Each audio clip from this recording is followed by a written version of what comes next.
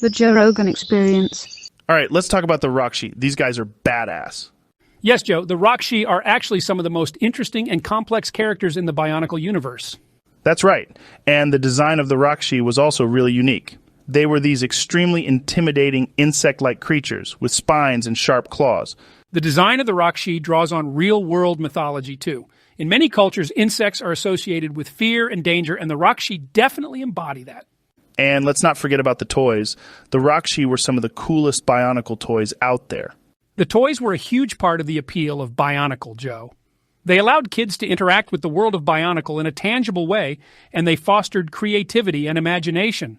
I agree 100%. And the Rahkshi were definitely one of the most popular Bionicle sets. I remember collecting all 6 and battling them against my Toa Nuva. Nice. I sadly missed out on the Rahkshi when they were originally released. I was in a LEGO Dark Age at the time, so I had to buy them secondhand on Bricklink several years after when they had gone up in price. It's great that you got them in your collection now.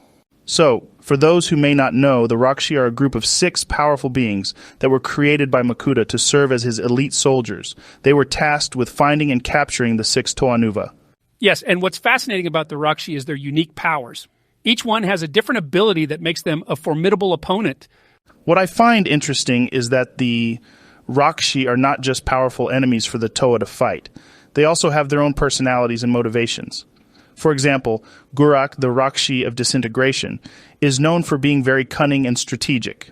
Yes, and it's that depth of character that makes the Rahkshi more than just mindless monsters. They have their own goals and desires, and they're not afraid to go against Makuta if it means getting what they want.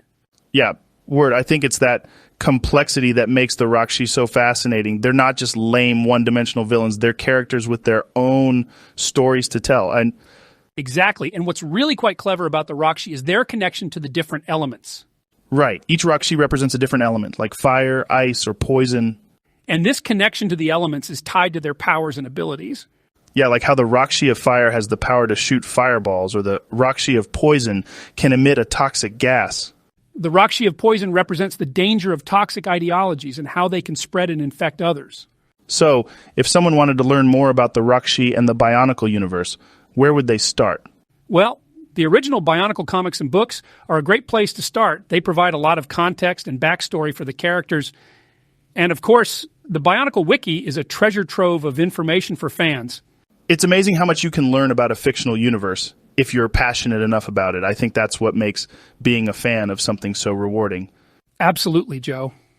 And the Rahkshi are a prime example of why being a fan of Bionicle is so rewarding. They're complex, well-designed, and integral to the larger story of Mata Nui. Well, I think we've covered a lot of ground here today. Thanks for joining me, Jordan, and sharing your insights on the Bionicle Rahkshi.